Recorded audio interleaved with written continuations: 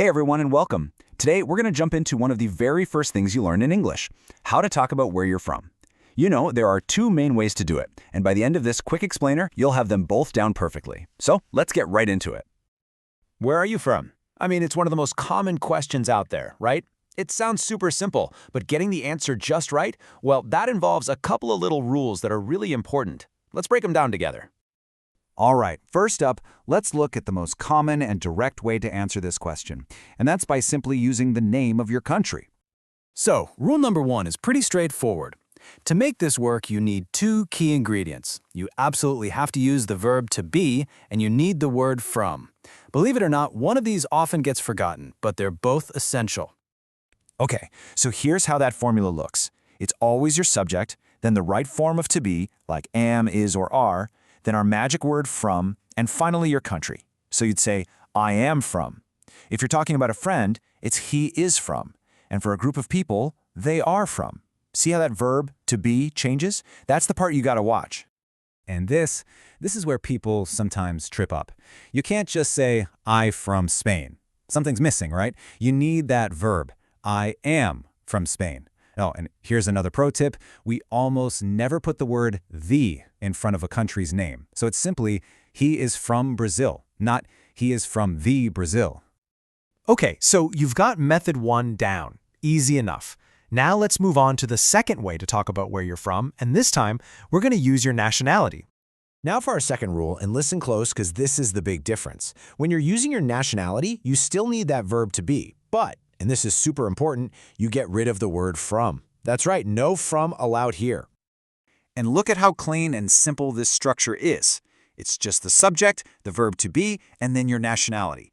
I am American. She is French. They are Japanese. See? Super direct and sounds really natural. Seeing them side by side like this really makes it all click, doesn't it? On one side, I am from Japan. That's the country. On the other, I am Japanese. That's the nationality. The only real difference is that one little word, from. Remember to use it for countries and drop it for nationalities, and you've got the secret. All right, we've got the two main structures down pat. Now let's just quickly cover a couple of other really important details that'll make sure you get this right every single time you say it or write it. Okay, this one's a big deal for writing. Countries, nationalities, and languages, they always start with a capital letter. No exceptions. French, Italian, Spanish, they all get a capital. It's a small detail, but it makes a huge difference in making your writing look correct. And here's a super handy little chart for you. You can see how some are pretty obvious, like France becomes French, but others are a little different, right? Like the United States becomes American.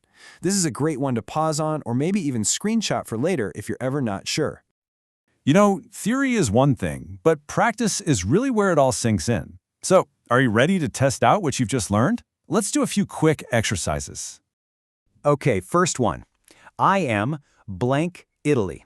What's the missing word here? Is it from or is it is? Have a think. And the answer is from. Because Italy is a country, we have to use from. So the full sentence is, I am from Italy. If you got that one, nice work.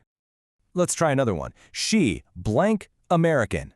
What do you think? Should it be from or is? You got it. It's is. The sentence is, she is American. Why? Because American is the nationality, so we don't need from. Awesome. Okay, let's step it up just a little bit. This time, I want you to build the whole sentence. Your clues are, my friend, so, she, and the nationality, German. How would you put that together? The correct sentence is just, she is German. Perfect.